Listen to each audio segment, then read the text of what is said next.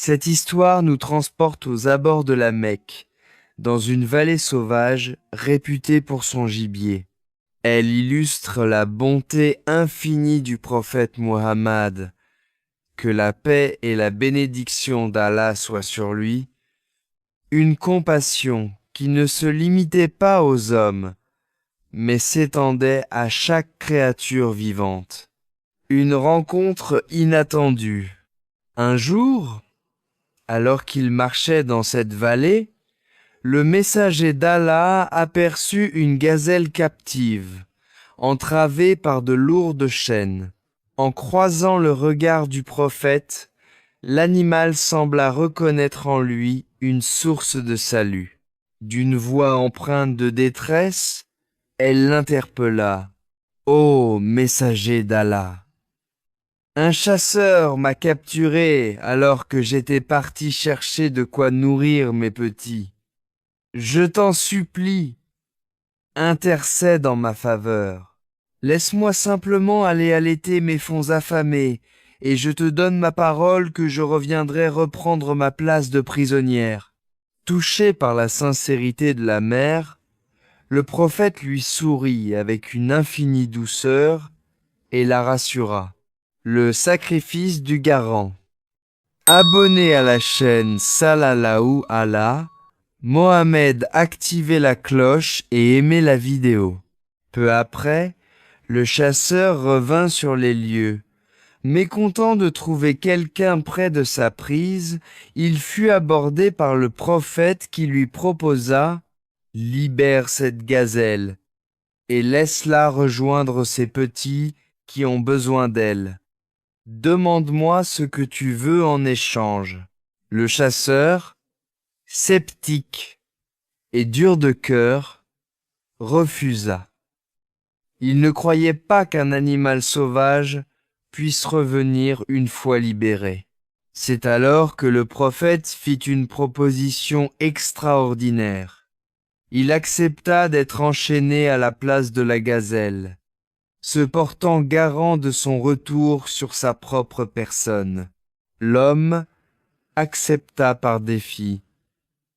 La gazelle fut détachée et s'élança vers sa progéniture, tandis que le messager d'Allah restait là, enchaîné sous le soleil. La piété des créatures. Arrivée auprès de ses petits, la gazelle les pressa de se nourrir rapidement. « Buvez vite, car le messager d'Allah est retenu prisonnier pour que je puisse être ici. » Mais un miracle se produisit. Les petits, comme s'ils comprenaient la gravité de la situation, refusèrent de boire.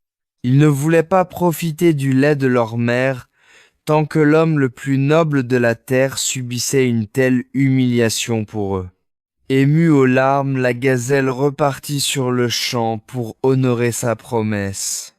Un cœur bouleversé. Le chasseur n'en crut pas ses yeux lorsqu'il vit l'animal revenir de lui-même. Priez toujours sur le prophète Mohammed. Écrire dans les commentaires Salah, Laou, Hala, Mohammed. En s'approchant, il vit que le prophète pleurait. « Pourquoi pleures-tu alors qu'elle est de retour ?» demanda l'homme, intrigué. Le prophète répondit « Je pleure de constater que même ces petits animaux ont refusé de se nourrir par respect pour ma position. Alors que je suis ici à leur place.